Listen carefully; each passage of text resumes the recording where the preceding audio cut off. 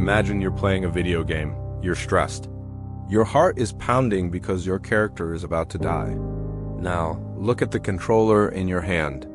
Now, look at the hand holding the controller. Ask yourself, who is looking at the hand? Most people spend their entire lives screaming at the screen, begging the main character to survive, never realizing they are the ones holding the plastic. You aren't the person in the mirror struggling to pay rent. You are the consciousness that invented the concept of rent just to see if you could survive it. You think you're a victim of circumstance. Let's talk about that bad luck you had last Tuesday, or that person who ruined your life. Here is the uncomfortable truth. You curated that tragedy. You didn't do it because you're a masochist. You did it because a God who knows everything is bored out of his mind. Perfection is a stagnant pond. It's silent. It's dead. To feel alive, you had to forget you were the architect. You had to build a maze so complex that even you could get lost in it. Think about your deepest trauma. That moment you felt most alone. Why did you stay? Why did your brain loop that memory 10,000 times? Because deep down, you're addicted to the texture of the struggle. You are an infinite being pretending to be a finite me just to feel the sharp edge of a broken heart. Everyone tells you that finding yourself is the goal. That is a lie. Your ego, the you with the name, the job, and the insecurities is not something to be improved. It is a costume you are wearing so tightly it's cutting off your circulation. The harder you try to fix yourself, the more you reinforce the idea that you are broken. A God cannot be broken. A God can only pretend to be a person who thinks they are broken. When you pray, who are you talking to? You're shouting into a canyon, waiting for an echo, and then getting excited when you hear your own voice. You are the sender, the receiver, and the mountain in between. Imagine a theater. The curtains rise. The actor on stage is crying. He's lost his family, his kingdom, his mind. He's sweating under the spotlights. He's terrified. In the front row, there is a man watching. He is moved to tears. He feels the actor's pain.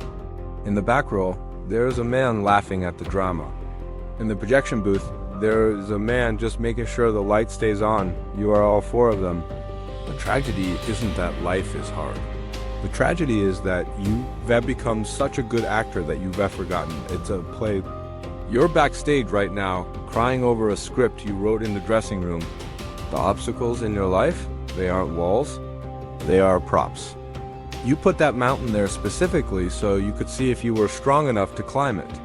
If you wanted a flat road, you would have stayed in the void.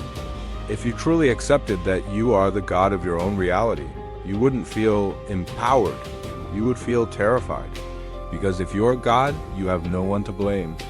You can't blame your parents. You can't blame the economy. You can't even blame the universe. The universe is just a mirror you're standing in front of, making faces at yourself. When you say, I can't, what you're actually saying is, I am currently choosing to pretend that I am paralyzed.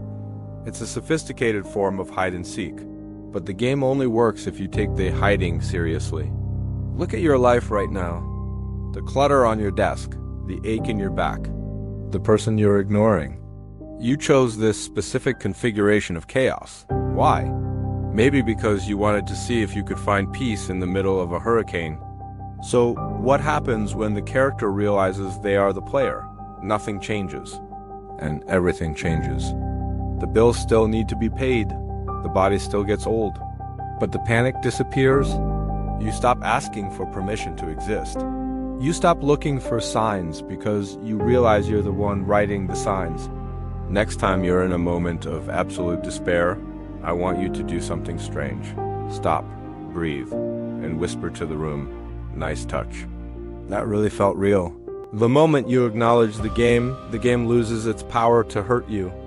You aren't a human having a spiritual experience. You are a God having a human crisis.